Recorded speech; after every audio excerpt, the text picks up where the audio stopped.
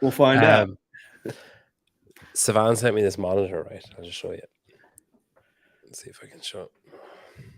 So, like, my hand is there for size reference. Oh, hell yeah. It is ridiculously big. I love it. That's a gift from Uncle Sevy? Yeah. He's a good guy. Oh, there's that's my clickbait thumbnail that I'm working on. It's at the stage though where I actually don't know.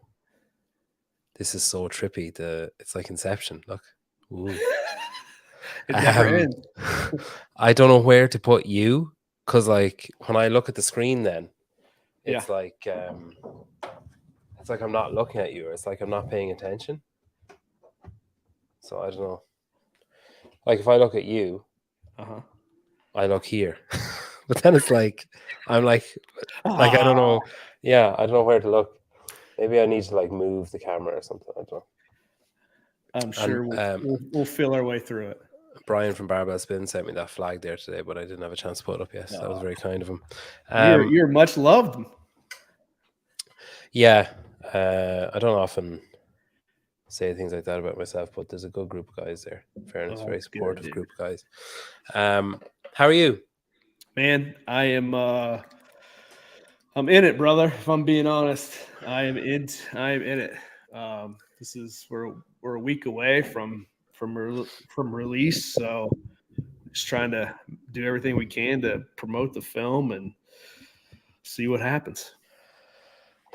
Did you ever expect that you'd be in like Rolling Stone and on like talk shows? And because like I was just Googling earlier on and it was like Dale King on Kelly Clarkson, and I was like, that must be a bizarre scenario to find yourself in. Bro, I'm the least likely dude for any of that stuff. The least. Yeah, it's been crazy, but yeah, I'd never in a million years. For like, swinging kettlebells, right? So it's been nuts. I mean, I've been happily along for the ride, but in August of 2010, if you would have told me all that stuff would have been happening, I would have said you're nuts. I'm not sure if that's going to be a clickable link, but there's a link in the chat there for anyone that wants it. So this is why. Well, this is one of the reasons that we're here. There we go. So Small Town Strong, which comes out next Tuesday. Yes, sir. Next Tuesday. Okay. I was planning on releasing this episode, like the audio version of this, next Wednesday, but I'll release it like Friday or Monday now or something instead then. Perfect. So I've watched this. And like it's nuts. Like it's nuts. Man. I don't I sent you like a stream of consciousness. Yeah. A stream of consciousness reply when like one day. I wonder if I can play this. Don't fucking copyright me, please. You have my express permission. Can you hear that through? For every man, yep. woman, and child in the county, and I did a lot of them. I love that guy. Spent 2 deployments to Iraq, and then came back home to a town I didn't even really recognize. It was ravaged by an opioid epidemic. Yeah, this looks about as sketchy as you described it. Portsmouth, Ohio had the highest per capita pain clinics in the country. There's nothing on. Have you ever seen the TV show Justified? Oh yeah, yeah. That's what I like when I was watching. When I started watching this, I was like, "Man, this is Justified," because there's opioids in Justified as well. Yeah. That's Uncle Raylan. Raylan Gibbons, is that? Yeah. Yeah. There's a new version of that out now where he's in a city, I think. I haven't watched it yet. Yeah. I used to love that show, and I got strong like Justified vibes off this. I'll take it. It's fucking insane though. Like I'm good friends with Tyler Watkins, and I was talking to him about it, and he was like, "Oh, what did you think?" And I was like, "I've never felt further removed from a situation as that." But then at the end, further like I've never felt further involved in it or further aware of it, or, you know, like at the start, I was like, it's just so, and I'm sure it's probably the same for a lot of places in America as well, but like being from Ireland, like that just, it's not a thing. Like pharmaceuticals doesn't work the same way here. Thank God. And like, there's not, it's not money based. I mean, it is, but it's not in the same way. Like there's no incentive for this to happen, for like just, you know, pill shops to basically to happen. And like there are drug problems, you know, I'm not a fucking idiot. I know there's drug problems. But it's more so like your common drugs, as in your like you know, like heroin, whatever. Yeah, like your main illicit drugs that everybody. Yeah, your classic list. The classic list you hear about on the news. Your party favors, yeah. Yeah, so that's like your uppers, your downers. Like that's what's usually happening here. Like I've never even heard of fentanyl.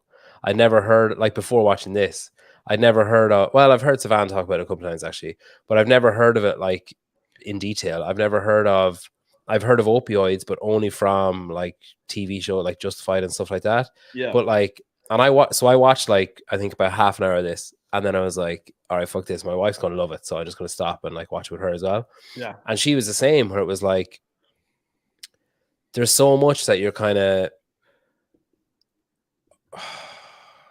assume, I suppose. Like even if someone had just said to me like, no, fentanyl is not a problem in Ireland. Well, not that I know of. I've literally had never heard of it until, apart from Savan mentioning it a couple of times, I'd never heard of it until watching this. But no, there was like, you assume so much. And I think even not knowing about this, the first 5 minutes of the documentary, I had this kind of working assumption. I know I'm talking a lot, but I'm going to get you to take over. No, please, brother. I'm not here to listen to me talk. Well, nobody's here to listen to me. I had this kind of assumption of like, I had seen you in Madison, I'd seen you at the games, and I was intimidated by you. And I was like, there's no way that this guy would get involved in something that was like a waste of his time, or that was like just pissing against the wind or whatever. So that was in my head. But still, for the first like 10 minutes, I was like, but they're just addicts. Like it's just drugs. Like just say no, just don't do them, and then, or get off them or whatever. Yeah. But I found it, one of the things I really liked about it is I found it really informative, to the point where I was like, I still don't understand how it can happen, but I'm closer to understanding how it can happen. Like I have a better understanding of that. It's not just like bums or fucking losers that it wind up on it. It's like, like there's one kid in it who's like your classic American family kid, like no hardship, no nothing, like absolutely nothing, like nothing. You couldn't pinpoint anything as like, oh yeah, but his dad died, or oh, but his like broken home, or oh, but whatever. It was like parents loved him, like, you know, almost too much, and like just it's fucking nuts. Like it's crazy how that particular guy showed me like, fuck, it could literally happen to anyone. So next Tuesday it's coming out, and you can pre-order it now. And thanks for coming on. This has been great, Dale. No, dude, it's been great having you. All the best, everyone. Good night. Peter, dude, thank you. It's so funny that to hear. I mean, it's hard for me to provide the adequate description for this, and to hear positive feedback from it. Is everything you said is exactly what we wanted to accomplish in this film. Yeah, we wanted to provide awareness. We wanted to tell real stories. We wanted to tell you the truth, really. Because there's great books, there's great series, whether you're talking like Dope Sick, or more recently with like Painkiller on Netflix. Is there a thing with what's Ferris Bueller? So he was in Pain. He played Richard Sackler. That the guy? Is that the main guy? Okay. Yeah, so he played Richard Sackler in Painkiller, which is the president CEO of Purdue Pharma at the time, was responsible for getting us to the point where we're at. So it's great that Hollywood is now telling those stories, but we also kind of wanted to tell not the solution, but a solution to the problem. And through the eyes of really interesting people that I'm really super proud to call my friends and family, and like bring you along for the fucking heartbreak that is what this issue is. Yeah. I mean, I'm not gonna ruin anything, but there's Yeah, I was wondering how you're gonna try to navigate this. There's a fucking gut punch. Like there's a real, like, as in it's so confusing. It's so like, I don't know. Here, Caleb's here. What did Caleb say? If anybody has difficulty understanding the opioid problem in the US, watch Small Town Strong. Incredible stories, excellent storytelling. I agree. Caleb, just, I'm assuming you've seen it, you know the gut punch I'm talking about, where like watching, like my wife and I both were so confused that we rewatched that segment like 4 times, trying to make sure that we could understand what was happening, because it was like, but that doesn't make any sense. Like it makes no sense, and it must be we must be misunderstanding something, and we must have missed something or skipped or something. And then I remember saying that to you as well, where I was like, that jarring, like just being like punched in the face with it, Yeah, was a great way of giving like just a taste of what it must have been like for you guys, where like if we were punched in the face, you had your face caved in in that moment, whereas for us it was just like, I felt like I went through like a pipette version of all the emotions that you guys must have gone through, of like, I was angry, I was confused, I couldn't understand what I was, like replaying things in my head of like, was anything said that would have given a hint, or was like, did I miss something or whatever? And it's like, that must have been like you for going back 3-4 years trying to think of things like. Yeah, I'm trying to tread lightly because I don't want to ruin anything. But in that what we're discussing is that kind of all happened. And when you go watch the film, this will make more sense. But it all happened, I want to say, it was a 6-month period from like a pretty significant event.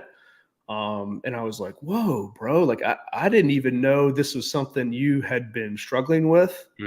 To within 6 months, it was a big problem. Yeah. That was like, that's how fast it went down. It's crazy. And I just, the only reason, and I don't want to spoil anything, but like the only reason I brought that up was Caleb mentioning the storytelling. Like that was an incredible device of, it really brought across like I said, a small hint of the emotions that people actually involved in it must have felt at the time. Like that was genius, the way that was. Yeah, man. Because that, like, you could have ruined that, like the potential gravitas of that by like post credits, title, like, or like at the start, saying it at the start, or saying, like, building up to it, or showing that it was, whatever. But like, I just think it was like that bit in particular was excellently done. But you were in what were you, just military? What were you in? What branch? Yeah, so I was in the Army. I was a military intelligence officer, and spent a couple trips in the 04, 05, 06 timeframe to Iraq. What is that, like a spy? I mean, it sounds that way, but it wasn't. It wasn't that sexy. I'll tell you. So no tuxedo, or it's just like, if there was, brother, I missed that. Yeah, we got to wear a tuxedo, but it was under camo, so no one ever saw it. Not sipping martinis, that's for sure. And okay, so Iraq. So that was like peak Iraq time. That was like that was that was the height of kind of sectarian violence and height of the insurgency, and that was the shit, as they say. Yeah, we wouldn't know anything about sectarian violence over here. And I'll pay for that joke. So what age were you when you joined the military, or was that always? Man, I was 22. And was that like, did your dad do it? Is that why, or did you have like, why did you want to do Yeah, it? well, yes, my dad was in Vietnam. He spent, I think, 12, 14 years active duty. But like, it's weird, man. He never really pushed me that direction. It was just something that later on, kind of in high school, that I knew I wanted to serve in the military. And then in the States, they have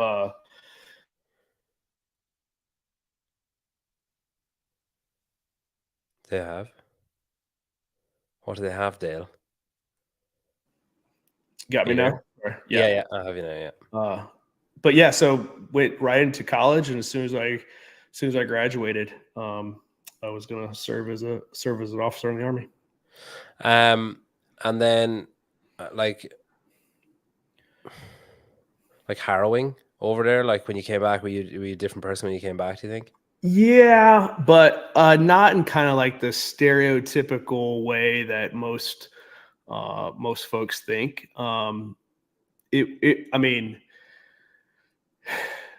looking back, man, it's so crazy to think that was almost 20 years ago.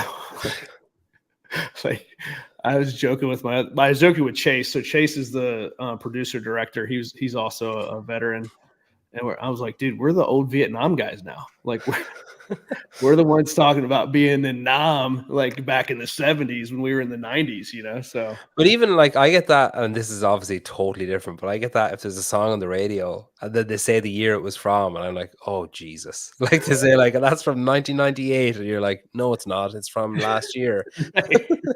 I've got the CD. Yeah. I've got the double cassette. Yeah. Right.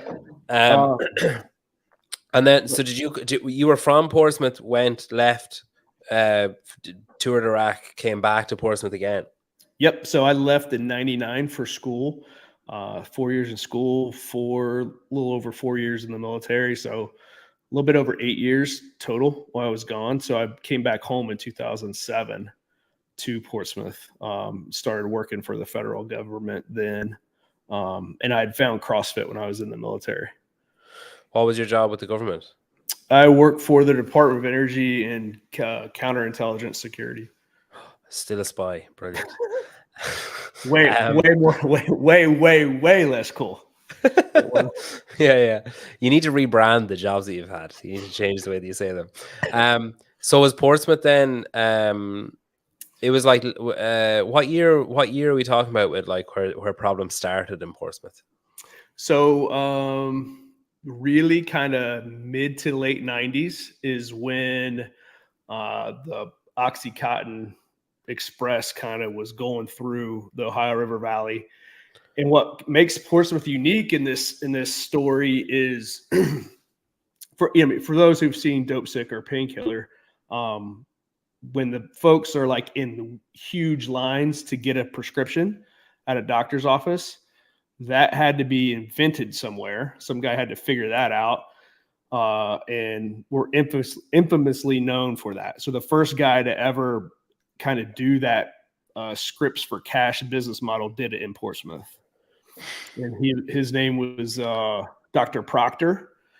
And then that, like, once people started figuring that out, that quickly spread, all throughout Appalachia and down to Florida and the southern states.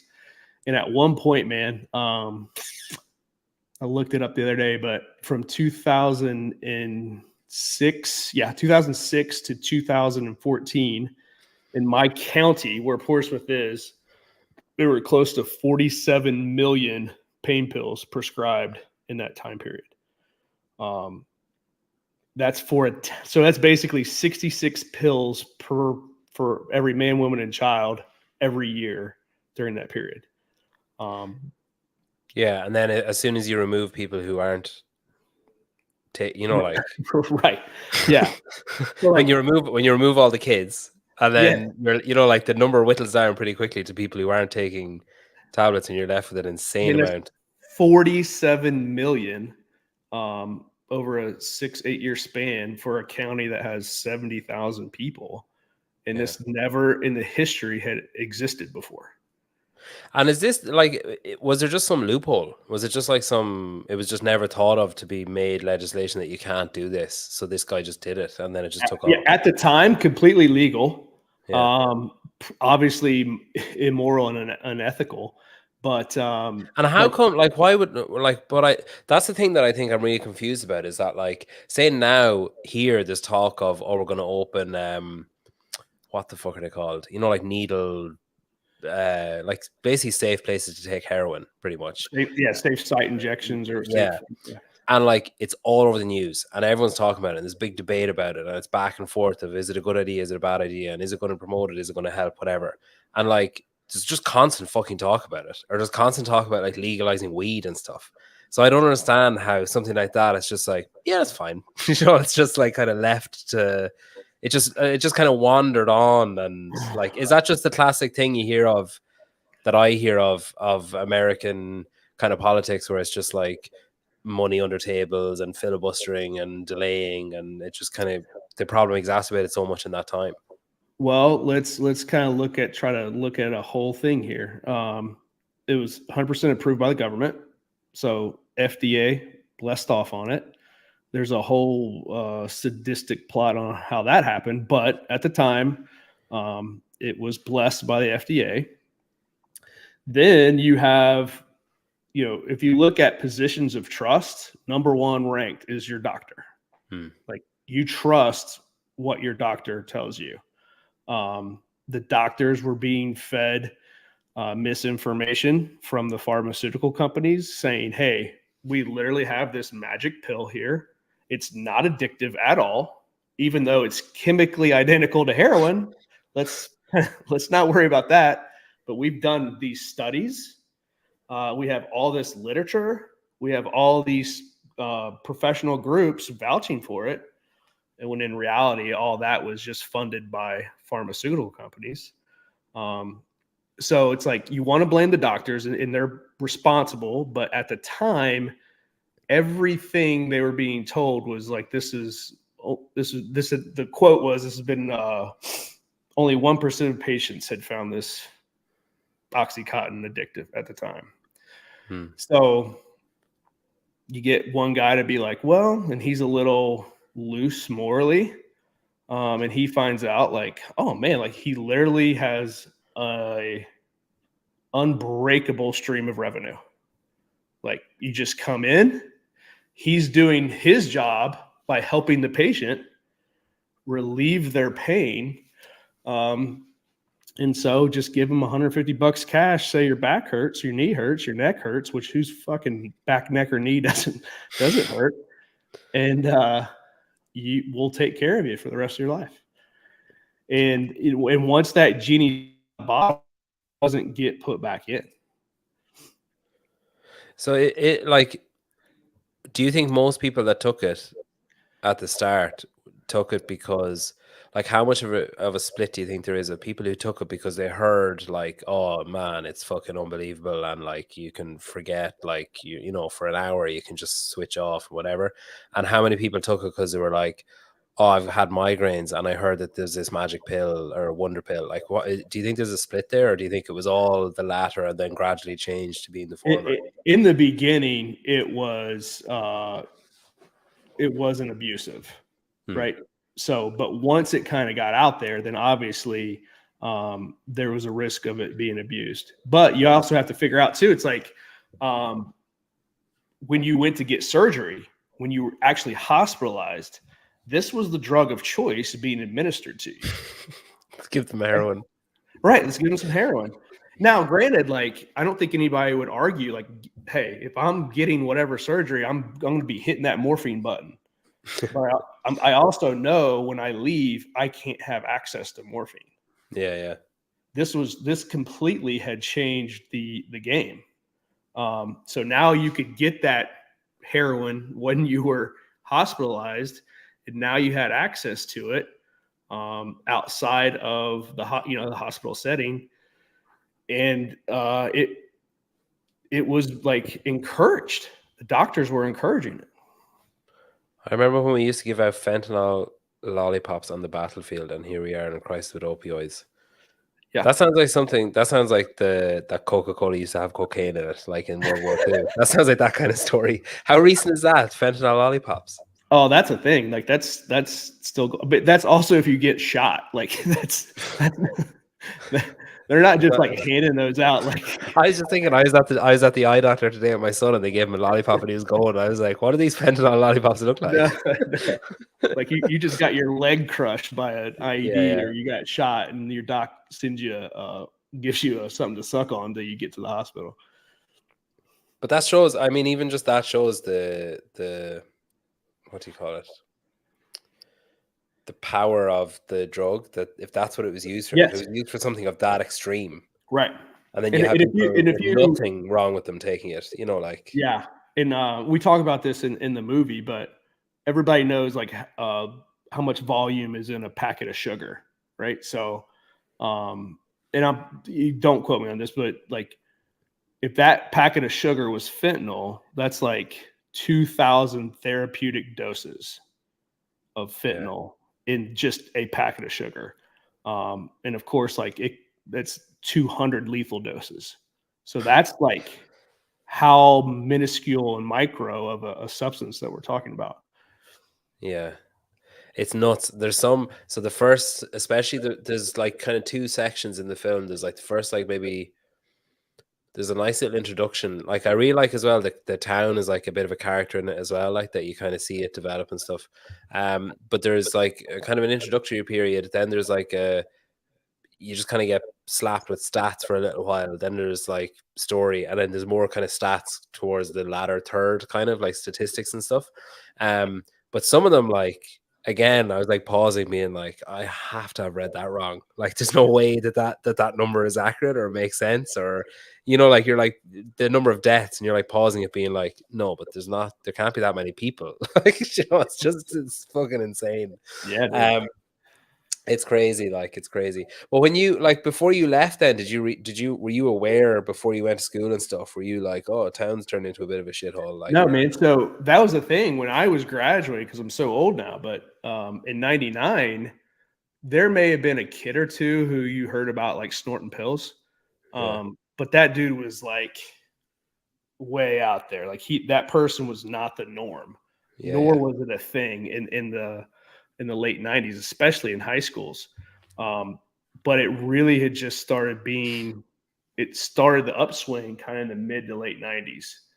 By the early 2000s, especially mid 2000s, when I was gone and deployed, I would start to see like these crazy, like there was like in the States, we have ABC 2020. It was like a big news magazine show at the time. Mm-hmm. And Portsmouth was on 2020 in like 2002 or something like that. And it was chronicling these dirtbag doctors who were just writing scripts hand over fist, and like old school Pablo Escobar burying freaking cash in their backyards and this whole deal. So you kind of started hearing stories like that. And then, dude, I came back in 2007. There were 12 pain clinics operating in the county, 12 of them. And like you would just see these big billboards and these big advertisements for, pain clinic, come to 4th Street Pain Clinic, blah, blah, blah, blah. And you would just kind of see like zombies like walking the streets.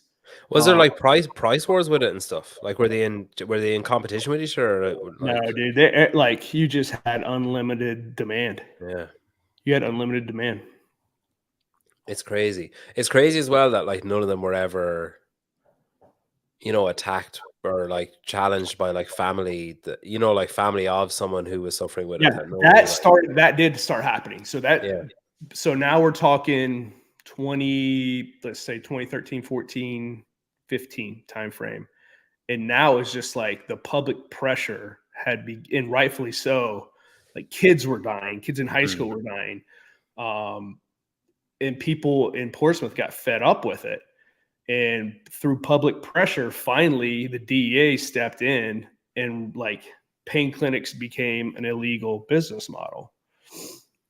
The problem with that is we had, let's just say 15 years of addicting the population to legally prescribed medication. So you're getting legal heroin, And then the next day you wake up and your supply is completely cut. Like you just don't become sober overnight after doing heroin for 10 years. So now pills were eradicated. So heroin, illegally made heroin, started flowing through. And then you get all the crime and associated negative consequences with that. Yeah, it's crazy. It is crazy. So you came back, you came back, and you were working with the government, and so you found you guys, you were deployed it or whatever, were training CrossFit, I assume, and that's how what did you like about it? Oh man, that it just like completely annihilated me, humbled me. And I thought I was in shape. Like we came from the unit I was in had obviously a very competitive background with one another, and but the camps were split. So you had your meatheads on this side, then you had like your endurance athletes on this side. I mean, it's no surprise what camp I was standing in at the time. And then that was like that bridged the gap. Yeah. And I just fell in love with it, man. Like, and then I moved back home and like still want to do CrossFit. This is 2007. There was nowhere to do CrossFit. But I pulled up the map and there was a place called Rogue Fitness in Columbus, Ohio. That was never heard of it. Never heard of it. And at the time it was just a gym. Like it wasn't the equipment place yet. Mm-hmm. So they'd have like free Saturday workouts. So I'd drive 2 hours some Saturdays and go get handled and go get annihilated more, and bought some kettlebells. And then eventually around 2010 is when I first opened up the gym. And why did you want to open a gym? Is it just that you wanted other people to gain access to what you had gained access to? And I suppose if you're driving 2 hours every Saturday, there was probably an aspect of like, fuck this, I'll just build one here and then I don't have to go anywhere. I didn't want to open a gym. Funny story is I would carry kettlebells into the local gym at the time, and they're basically like, yeah, dude, you just can't keep doing this. Like, you're kind of freaking everybody out with all the shit that you're doing. And so I was like, well, that sucks. But luckily, how do you mean? So you there's like like basically a YMCA or whatever, and you'd carry your own kettlebells in and do a workout in there. Yep. Of like the American swings and whatever else, and they were just like, no, we just do like I was we doing. use the little lab machines and we do leg press. Go away. Yeah, it was a bit of a scene. It was a bit of a scene. I'd had like a 10 by 10 little corner that I would use, and then I'd be like just doing dumb shit that like caused a big scene. Like I'd be rucking and carrying farmers carries on the treadmill, or like they're just like, dude, you don't really fit our culture here. You're not fitting our vibe. You need to go vibe somewhere else. You take this shit, but then some people were super into it. So anyways, this lady's like, hey man, I'm starting a new gym in town. It's going to be like a 24-hour access place. I have no clue what the hell you're doing, but would you want to teach people how to use kettlebells? And I was like, yeah, sure. Like, I can do that.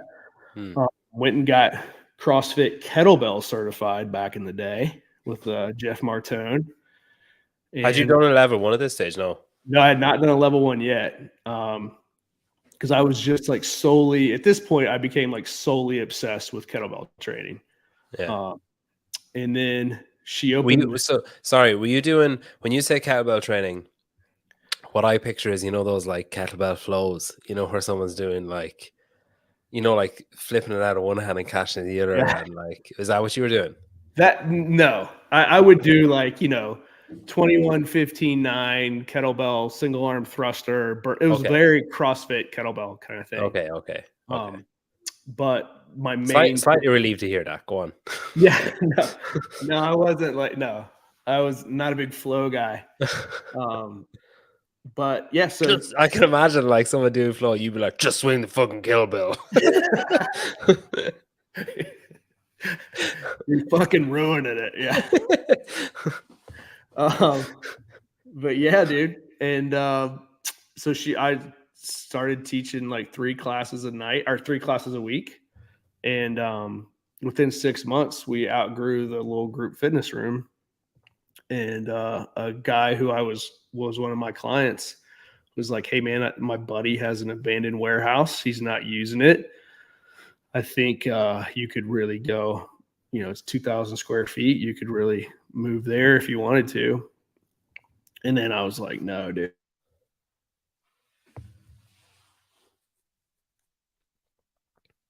Frozen again.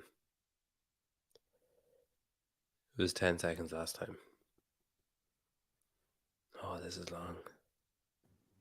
Oh, you're back. Yep. Sorry, buddy. I don't know what the You're hell's okay. going on with my internet, but Okay. didn't want to do it. Was this, you were still working with the government? Yep. I have a full-time Okay. job. Yep. And when were you doing these then? Evenings? So I would, when I was working at the original gym, just 3 classes in the evening, simple Okay. Monday, Wednesday, Friday or whatever. So then did the new gym bring with it a decision of like career break or quitting or like secondment, or what did you do? No, it was just like, all right, when we opened up, I would train a client at like 5:30 in the morning, go work a full day, come do the workout before the class at like 4:30, and then coach a 5 o'clock class. And so that's how we opened up. Are you sure you weren't a teacher? That's a very short day. Let's Finishing working for the government, my friend, even better. Because like I'm a teacher and every day is a half day. Like I'm home. I collect my kids at like 2:45. Do you guys get summers off over there? Yeah, we get July and August off. And then like 2 weeks at Christmas, 2 weeks at Easter. Awesome. It's pretty good. It's pretty sweet. So okay, so but it did come at some point, I assume, this decision of like a fork in the road of career, like. Yeah, that would come 5 years later. So So you did that for 5 years. So for 5 years, you owned a gym, and you were only in it like whatever 3 or 4 hours a day, and then we're working the rest of the time. Yep. Yeah, man. And was that like a positive time? Like, were you exhausted? Were you enjoying it? Like, dude, I fucking loved every minute of it. okay. I wasn't getting much professional satisfaction from my real job, let's say. And You'd turn up, clock right. in. And obviously this is beyond statute of limitations now, but every free minute I had on my computer at work was spent looking up CrossFit shit. I'd have no experience with that at all. I can't empathize with that. Not even a little bit. Sometimes, so like the kids come in the morning. Fuck, should I say this? No, it's fine.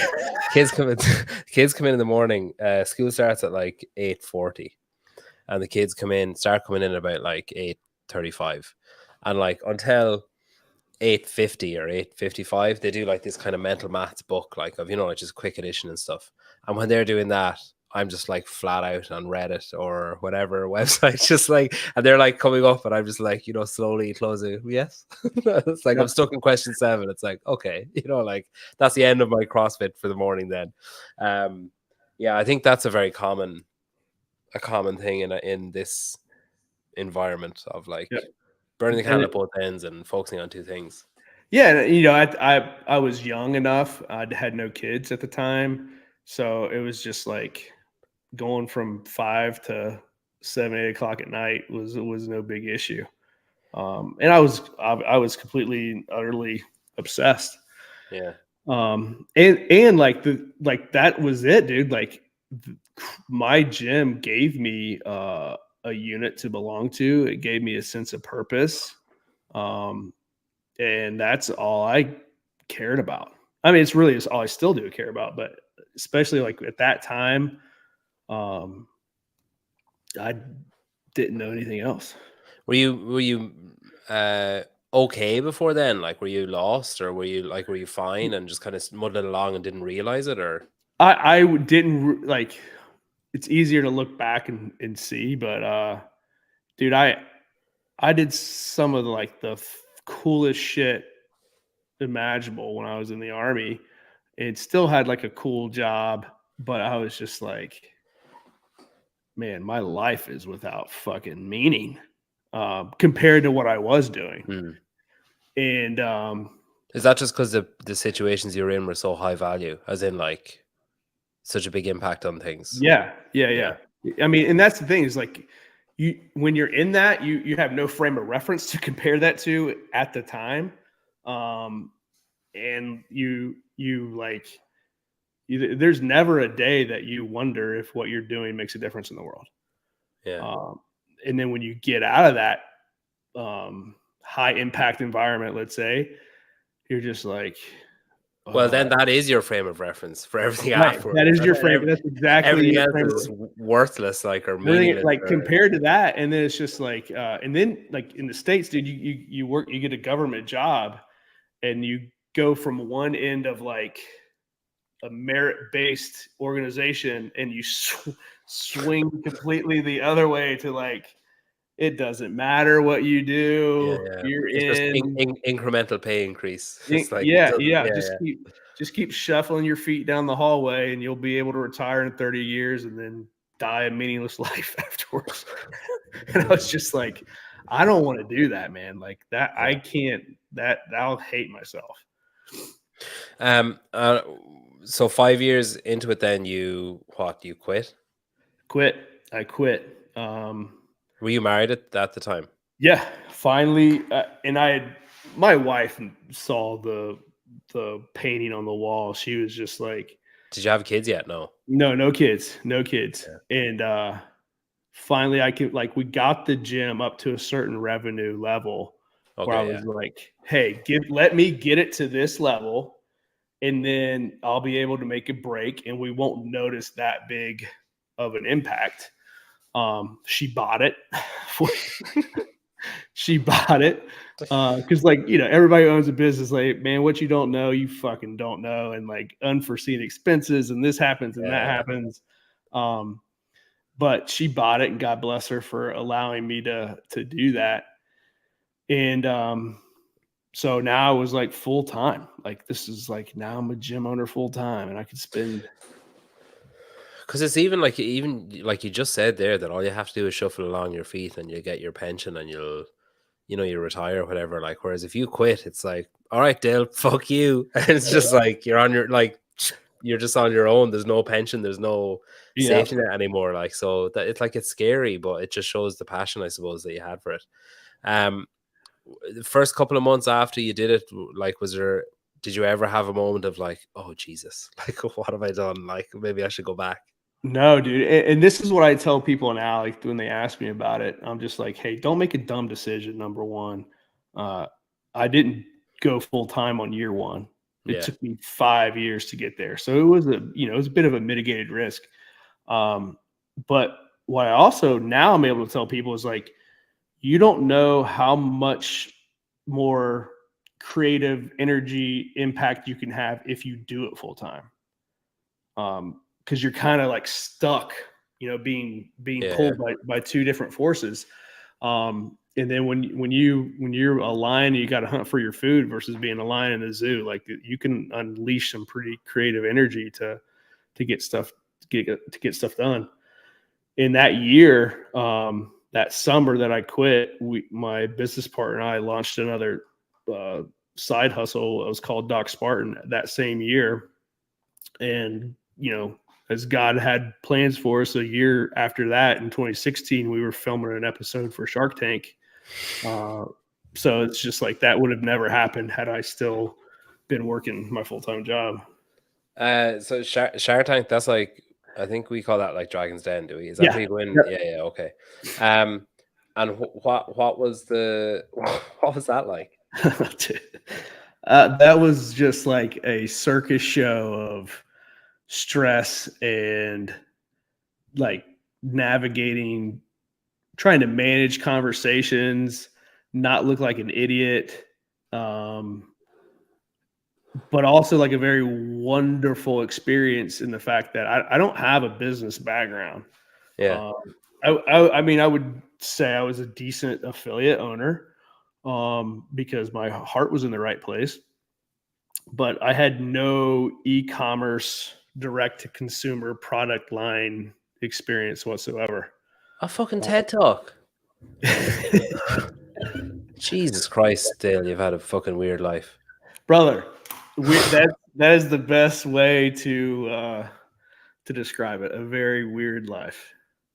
That's crazy. As seen on Fox News, that's nuts.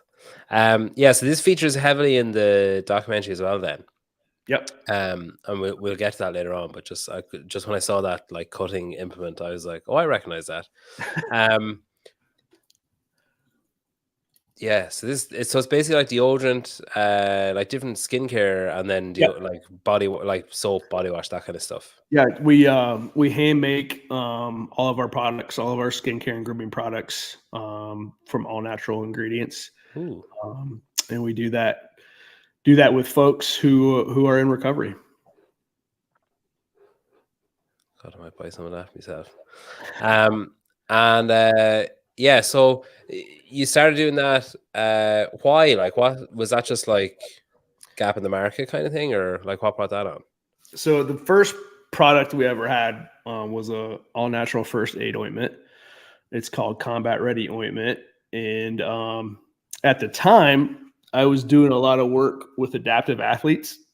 Mm-hmm. So, I mean, everybody knows in CrossFit who adaptive athletes are.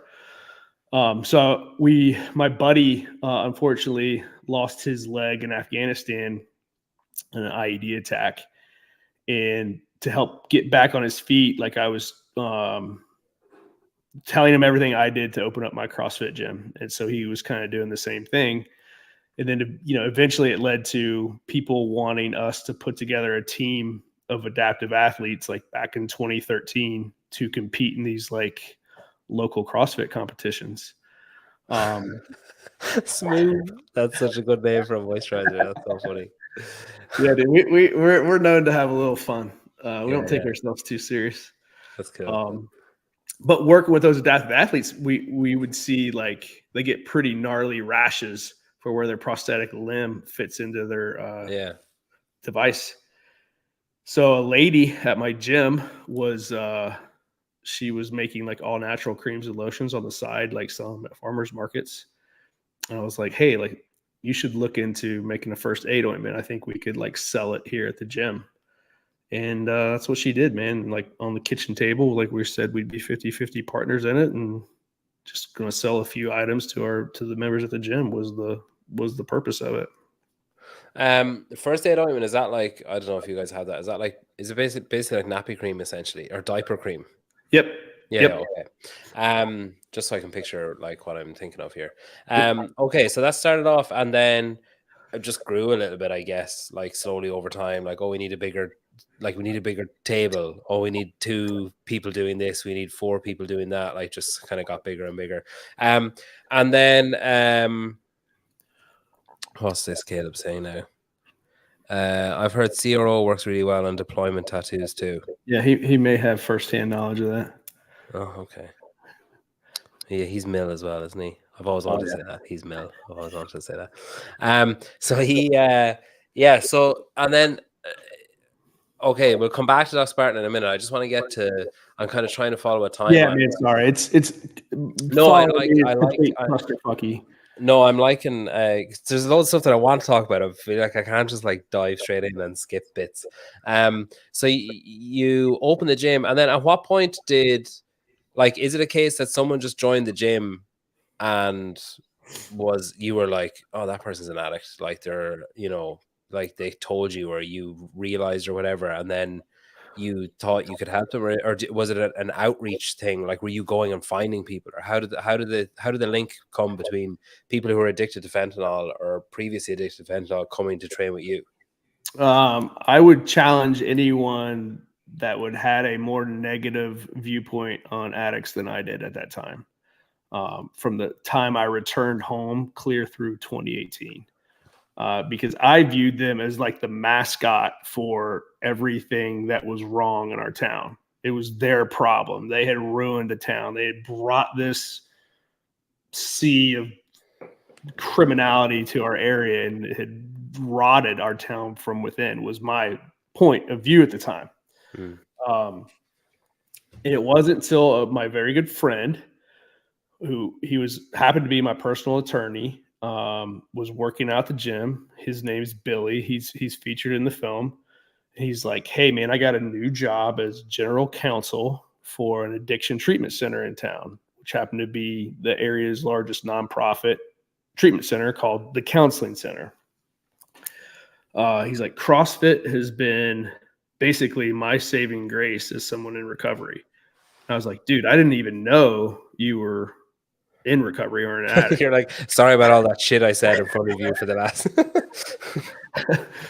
And he's like, yeah, like we need to, once I get over there, I'm going to push for them to open up a gym, and I want you guys to go give CrossFit classes over there. So I was like, yeah, man, that'd be great. Like I if it helped you, and I've seen by this point, we're now talking however many 13 years in the game. 8 years in the game. CrossFit helped me. CrossFit helped a lot of other mill buddies like myself. I saw how it had been a therapeutic outlet for adaptive athletes who obviously have gone through significant trauma in their life. And I was like, yeah, man, let's do it. So Billy was the creator of the idea for us to go give CrossFit classes to people in recovery. And when you started doing it, were you so he obviously kind of broached you and, talked you into it a bit, I suppose, or whatever. But like, did you still feel like you had those stigmas or those assumptions that you had to get over at the start? Like, did you find it hard the first, I don't know, 2 months or whatever? You're frozen again. Sorry, say that last part back. Did you find the first couple of months were you did you still have those thoughts in your head of like, oh fuck these guys, or were you able to walk in and just be like, give it your all straight away? I was able to walk in and give it my all straight away. I was like, I was in it for an open mind, and I really wanted to, Billy had kind of greased the skids, like let me know what was going to happen. Yeah.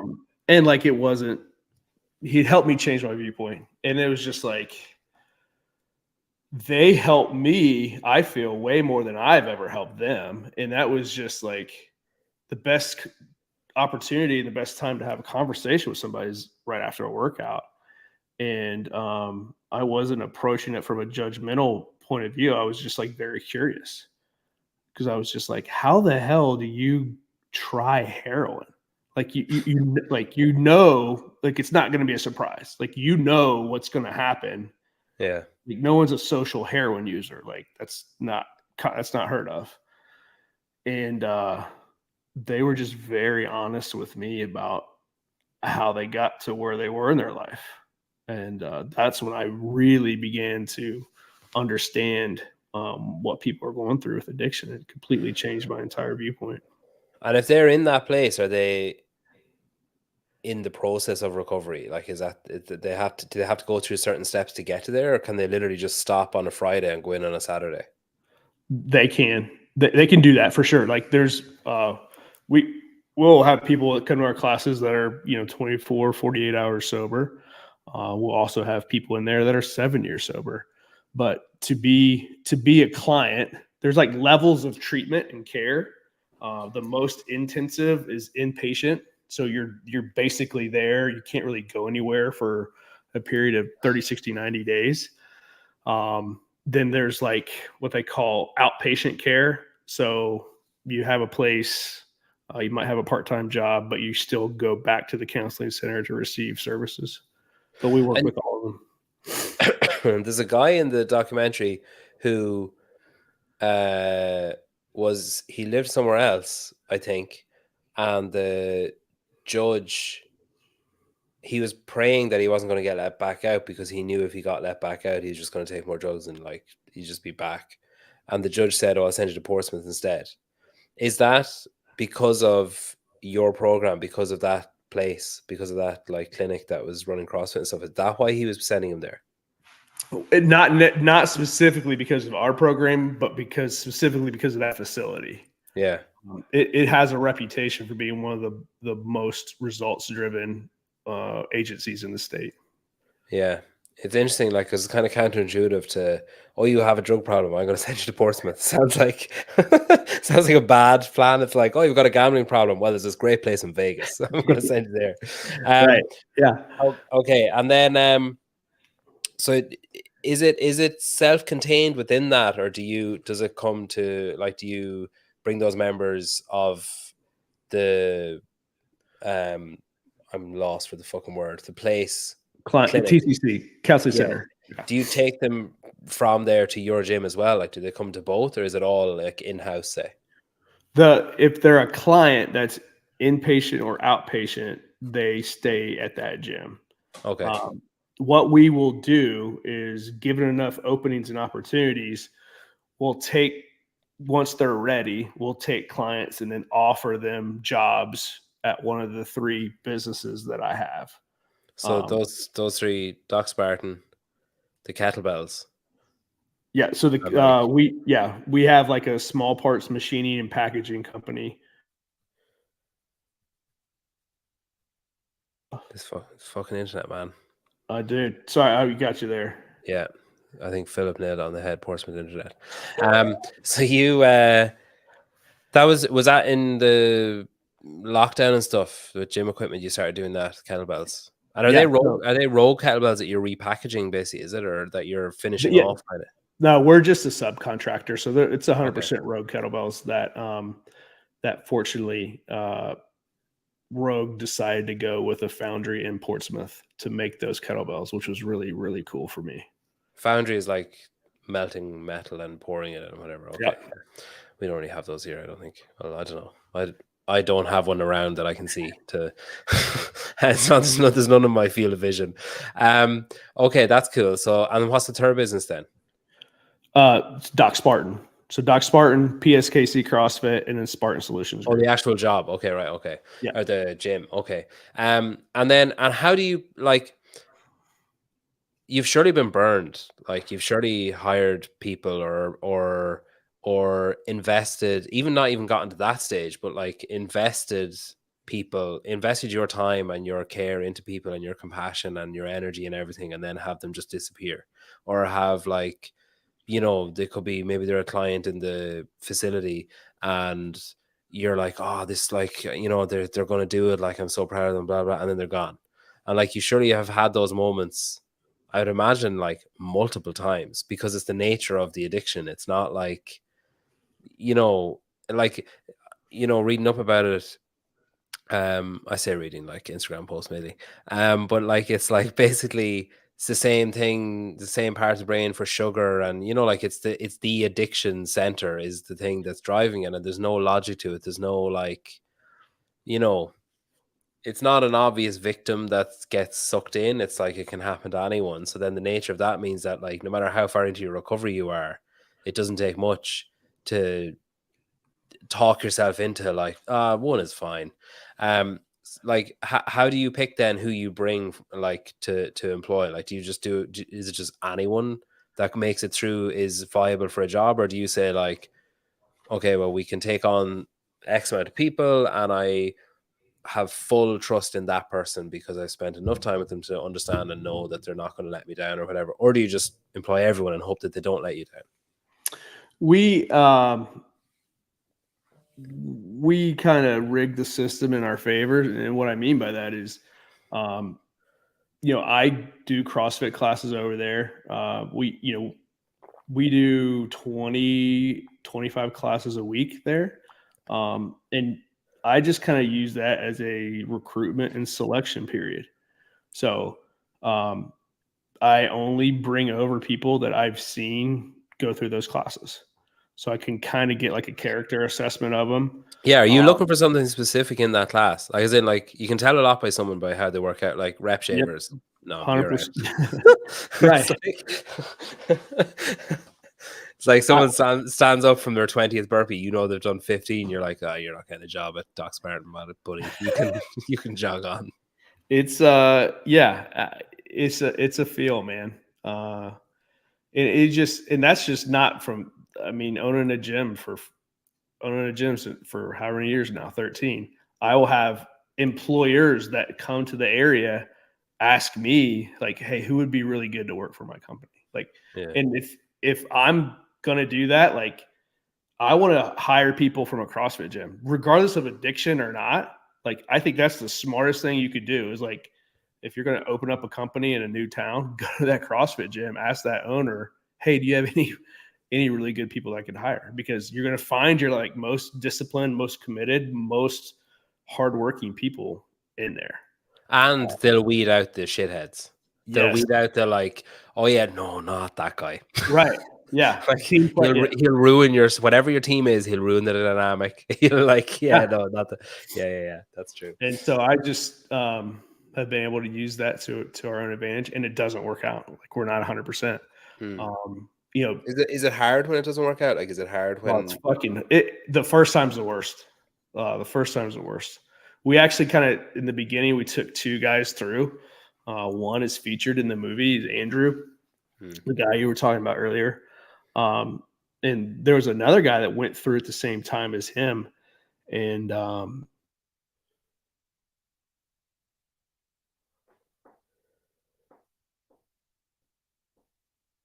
what? This dramatic pause is getting longer. But he's not in the documentary, so it's safe to assume. dude, I'm fucking so sorry. No, it's fine. Sorry. I was guessing what happened to the other guy. So you said that there's another guy that came through at the same time, and I was like, well, he didn't make the documentary. That's a bad sign. Yeah.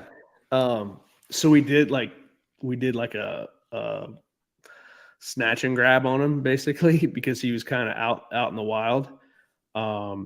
And luckily, like he went back to treatment, but in the process, he Sorry, so he left and you went and found him and brought him back. Yeah. Is that common? No. it's not common at all, but like what was I gonna do? Like is that so he had made it so far that you were like, well, you're not fucking failing now, basically. Well, he had made it like I'd obviously developed a close attachment and relationship with him. Yeah. But it's just like if somebody you work with or one of your friends is out in the wild, it's like there's 2 things that's gonna happen. He's gonna die, or he's gonna like go further down the rabbit hole.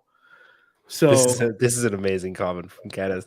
CrossFit sounds like the Mormon church. I was literally just thinking that as you like went and grabbed him, is like he was like, I'm not doing CrossFit anymore, and you like dragged him into a van and brought him back. It's like, pick up that fucking kettlebell. Yeah. So but then even like lesser, like it must be just exhausting, like to a lesser extent. Like obviously he's really far into it and you've built up this big relationship and everything, but I'm assuming it's fairly common to see someone for 2 days and then like at the start and then never see them again, or for a week and never see them again, or for 2 weeks and never, and like you have to, but you also then have to meet each new person with the same level of enthusiasm and rolling out the red carpet for them, or bringing them in as much as you possibly can, because you don't want to assume like, well, the last 4 people fucked me over, so this person probably will. And then, like, it's a self-fulfilling prophecy, basically. Yeah. I mean, we learned the hard way, dude. Like, we didn't know what the fuck we were doing. But, we had guys in the film like Billy and Max who were, counselors and clinicians kind of helping us understand. And when that happened, I looked at my business partner because he was working for Doc Spartan at the time. And I was just like, we have to make a decision now. Like, are we going to continue to do this or not? Because if everybody we work with is going to be a home run hitter, then this is not going to be a very difficult thing. So we just came up with a policy that was just like, hey, if you do relapse, we just need you to be honest with us. We need you to go back into treatment, follow the advice of the counselors, and we'll have a job waiting for you in 60, 180 days, like however long it takes. But if you don't tell us and you're not honest with us, we can't help you. Yeah. See, I think I really admire your like your patience and your compassion, because like I don't know if I'd have it in me to it's kind of like rejection. It's kind of like getting rejected by a girl and just keep going, like just being like, oh well, on to the next one, and then you just go and get like rejected again, and then it's like, oh well, on to the next one. It's like you have to have kind of a goldfish memory about it, about the hurt or about like being let down, or like that. You like, because I'm assuming like you can't be cold to the people when you're coming in. Like you have to be like, oh, it's great, like that you're here and blah blah blah and whatever, and then. Well, maybe it can be like, what's your approach like when someone comes in? Are you like, is it like almost a military type approach? Is it like just you're here for the class, let's just do the class, and then afterwards you kind of talk to them and see what they're about, or is there an arm around the shoulder? Like, is it like what's the vibe? The classes are hard, for sure. The classes are very hard. We don't expect as much as we would for a normal CrossFit class. We meet everybody where they're at, but like some days, a tool I like to use is before we kick off, especially with like a new group of folks, is like, all right, everybody raise your hand if you're going to quit this workout. And of course, like no one raises their hand. And then I'm like, all right, so we've all agreed that no matter what, for the next 20 minutes, however many long it's going to be, that like you're not going to quit on that person next to you, or you're not going to quit on me, no matter how hard it gets. And then, sure enough, 4 minutes into it, they might slow down. They might slow down, or they might, do something, or some people will walk off and leave. And I'm just like, hey, you get the van, you drive after them. It's not for like, it's not for you right now. Yeah. And so we try to ratchet up the physiological stress, to get them to understand they're capable of overcoming that when they're inpatient in the under treatment with us. Like, when they get through that, so it's kind of hard to describe. Like, we're getting people at different aspects in their journey. Like, we're not working with I'm not hiring a guy on day one that he's in treatment. Like, he's had to have been 6 to 8 months sober prior to that. So just okay. I'm a person who comes in and I need to avail of the treatment that's available or whatever, and I come in and it's my first session. Like, what's the pitch? Like, is it like, is the idea of it? This is my understanding from watching the documentary, but correct me if I'm wrong, please. So my understanding of it is it's basically similar to how, like, kind of a lot of the purpose of CrossFit from my perspective is if you can do a hard CrossFit workout, like there's very little else that you'll encounter in life that's as difficult as like the intensity of the feeling of pain and wanting to quit and wanting to give up, and my legs are sore, my lungs are sore, I'm like, I can feel Fran lung starting, I need to slow down, like that kind of feeling. And then you have something happen, and I don't even mean something physical, but you have something maybe like emotionally stressing happen in your everyday life. And like, I've had that sometimes where I think like, well, it's not as bad as that time I did 50 calories. Like, it's just like those kind of things. Is that the logic, that it's the same kind of, it's just applied to the addiction and the, like, here you can, if you can get through this and if you can control this, imagine how you can apply that to other aspects. That's the 100% it. 100% it. Like, Greg always said the greatest adaptation to CrossFit happens in between your ears. But like, we really don't focus on what that adaptation is from the response to the stimulus of the physiological stress that is CrossFit. And what it is it's accelerating as fast as we can the don't quit conversation. Yeah. That happens. I mean, I've been fucking doing this forever. And like, just this morning, I was like, God damn it, I don't want to I don't feel like doing this. But like, it's just that little bit of, hey, it's my little victory for the day. And then understanding that I am a product of my training. I can scream that I'm a mentally tough dude on top of the mountaintops, but like, I earn that mental toughness by what I do every day. Yeah. And that's the magic of what we do in these classes. And not only presenting that, but helping them understand. And this is like, we stumbled upon this with this specialized population we're working with, but like, this is something gym owners can do every day. Like, everybody's dealing with something. And you can use the tool. The workout is just a tool, and then get them to be like, the focus of today is we're working on awareness. And I want you to be aware in your thoughts at what point in the workout you thought it really started sucking. And that's it. Today, that's it. I just want you to have awareness. And then we sit down afterwards and we have a conversation like, hey, when was it the worst for you? Like, when did you really think, it was after round 3 or whatever. And then it was just like, well, what from the coach did you hear that helped you power through that? Or what were you telling yourself? And now we need to be, when we're out in the other 23 hours of the day, when you find yourself in another stressful situation, because you're going to try to bring yourself back to that moment to push through it. Yeah. It's interesting. Like, it's good. Like, I like it. It's interesting.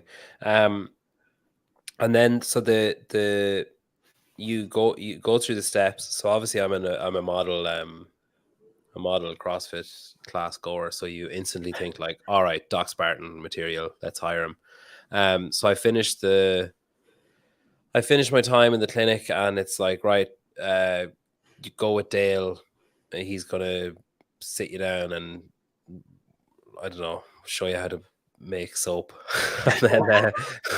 and then you so like, is there the interview process is conducted basically, so I'm assuming there's some kind of formal like, congratulations, you have the job. Like, there's actually one little clip in the documentary, I think, where you hire people. And then is it just like, okay, start working, here's the wage that we're agreeing on, and then you live your life, you do whatever you need to do, come to work, earn your money, and go to CrossFit classes? Yes, basically, that the way it works is, if we have an opening, and we need to, somebody's either leaving to go take a better job, or we're growing or whatever, I'll be like, hey Tony, like, I want to let you know we got a job opening that'll come available. Fuck if you're Tony, interested. Peter. Fuck Tony. Hey Peter, we got a job opening available coming up. If you're interested, we'd love to have you. It's going to be part-time. Just try to lay out all the expectations. If they want it, they'll come on down the road. We start off part-time, and like, basically we have 2 rules. It's be on time and always be accounted for. If you're on time and you're accounted for, then we can work with you. What do you mean by accounted for? So just like, hey, if you've agreed that you're going to work these hours, and Wednesday pops up and you're not here on Wednesday, and you've not communicated and we don't know where you are, you broke that rule.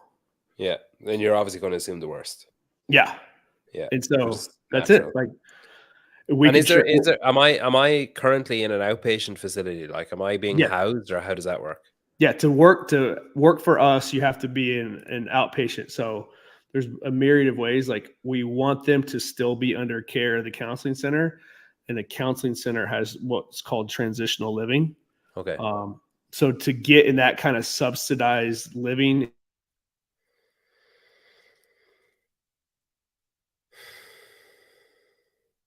You think with all that opioid money Portsmouth could afford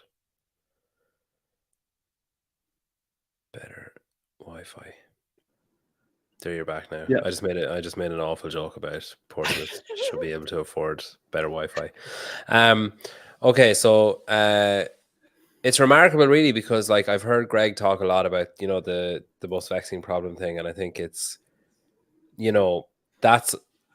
I think the problem that Greg was trying to solve is obviously a lot more widespread, or a lot more like, it's like literally everywhere.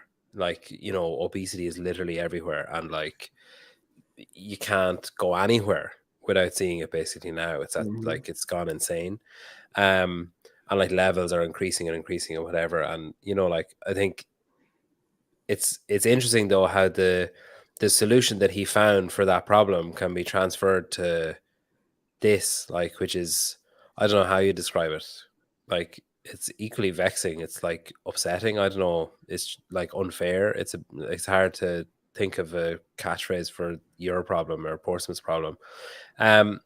Is this something then that you think will be rolled out like wider and wider, like to other areas and other towns and cities that have been impacted in a similar way, do you think? I would certainly hope so. Yeah. I think like there should be a relationship between every affiliate owner and a behavioral health center in every town. This issue is never going to be solved overnight. But explain to me why a good group of people and why group exercise wouldn't help it. Yeah. I can't, Dale. I can't. And it just like, we're working in the States, like for it to truly be paid for by healthcare, like you need science and you need data and you need studies. We're trying to work on all that. But like this is like people seek addictive substances because they're going through some sort of traumatic emotional pain. And we need to work on that pain, that what is causing them to seek those addictive substances. And you can make the case for like obesity is like you're just choosing sugar instead of heroin. And we really just need the opportunity to be around good people and do things together, man. Like the solution's fairly simple. It's hard to do at scale. But like it's there. Have you gotten much pushback like locally, like from Portsmouth itself or people in Portsmouth? Say that again, sorry. Have you had much pushback from people in Portsmouth or like from the town or from? Man, it varies, dude. Like what we're fighting more than anything is just kind of like we're fighting guys like me who want to blame addicts. Yeah. And it's tough. Like I know I'm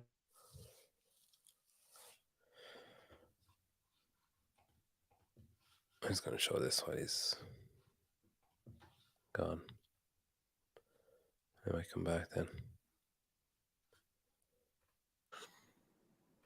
I'm just showing your trailer while you were gone there.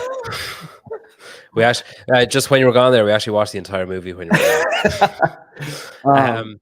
Yeah, so you're fighting against people that had the preconception that you had, basically. Yeah, and it's just like they don't believe they should have access to care. Why are we wasting our money on this? Kind of stuff like that.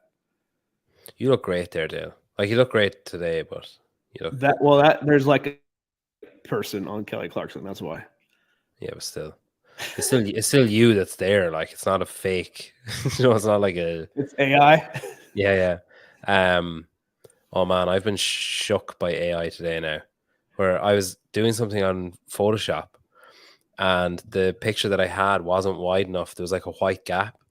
And if you highlight the area and click like generate fill, the AI fills the gap. Oh, dude. But like perfectly. Like the picture I had was of like CrossFit East Nashville, right? And it just ended and there's just white.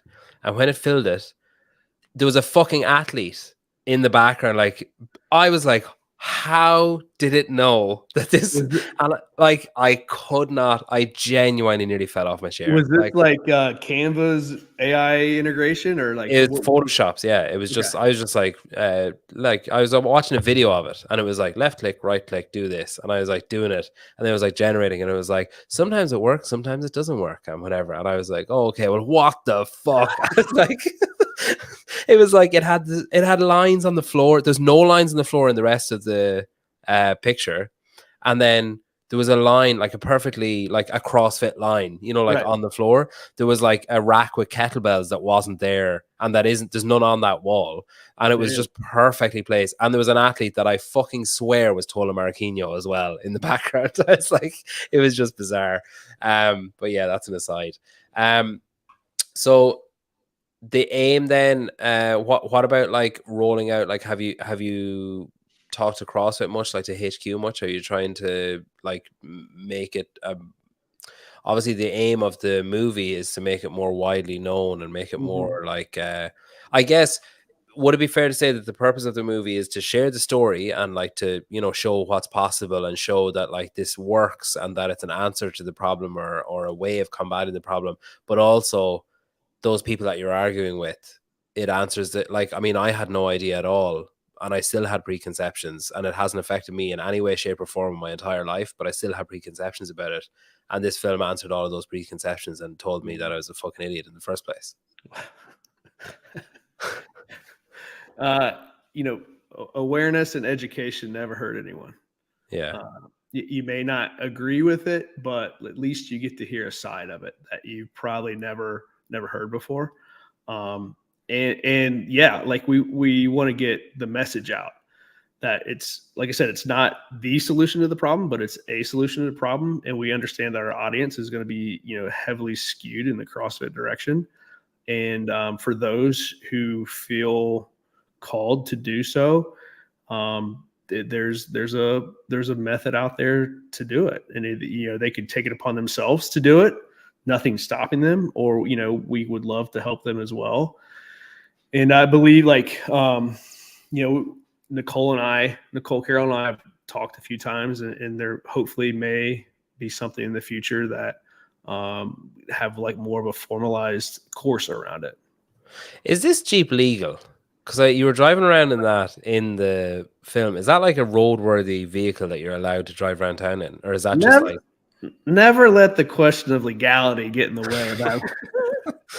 That was like you were driving in. What's the event? What's the event you do? The Gauntlet. The Gauntlet. Yeah, it was to do with that. You were driving around with that, and I was like, is this just like, did he bring it there to drive around the area that it is, or has he actually driven this on a road where taxed vehicles and insured vehicles drive? Hey, brother, that old girl's got a set of license plates. She's got insurance. She's a fully licensed vehicle. Okay, that's fair then. So that's the Gauntlet then. That's like basically your big community, your annual community event, your big like hard, like it's a bizarre workout as well. Like it doesn't follow your standard like. No, not at all. You've come a long way from your classic 2159 kettlebells in global gyms. Yeah, we try to make it the most non-CrossFit competition there is. Yeah. And we want people to work. It's a team competition, and we do wild stuff. We try to do different wild shit every year. Yeah, that's cool. Okay, so Tuesday, there are your options. Yep. Apple and Vimeo. And if you're like me, if you've never pre-ordered anything in your life, try something new. Today's the day. Why is pre-ordering important? So here's why it's important, is because it helps in the rankings the day the film is released. Okay. So midnight October 3rd, however many pre-orders we have in the queue, those all flood in at once, which will help the rankings. And the higher up it goes, the more attention it'll generate. Yeah, the more people see it, the more people will watch it, the more, etc. Yeah, okay, that's good. Because you always see people talking about pre-orders, and I think people tend to just don't understand, don't ask, don't know. So I think it's just, that's why I asked. I knew the answer. Kenneth says my accent is going strong today. Do you know what, Kenneth? I actually have a bit of a head cold, and I'm tired. And I think that's why I'm not putting in. Usually I make a big effort, especially if I'm talking to an American, I make a big effort to slow down and to like. Oh, good. Yeah, but I want to get you over here. Next time you're in the States, you'll leave with a full-on hillbilly accent. Yeah, like I said, I'm friends with Tyler Watkins, so I feel like if his doesn't rub off on me somehow. And he's tried to rub off on me many times, but if his accent doesn't rub off on me, I don't think anyone's will, because he's known for that. His is the only there's warning posters up. His is the only accent. It's the easiest accent, the easiest American accent to do is like his Like it's just so classic. He's got it, dude. Yeah, it's just so classic. He's living that character for sure. Yeah. An old Kentucky boy. Listen, thank you for coming on. Congratulations on everything you've achieved in Portsmouth.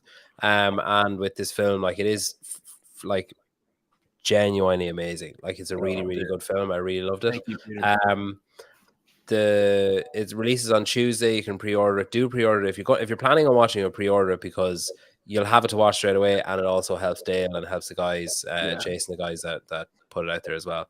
And yeah, thank you. It's been great getting to talk to you. Next time we talk, I'll have better internet. I promise. Are you gonna move? You know what it is? I usually I don't want to pass the blame, but Uncle Eli Musk got the Starlink fired up this super day, so that's what's screwing with it. Oh, okay. Yeah, we'll blame him. Yeah.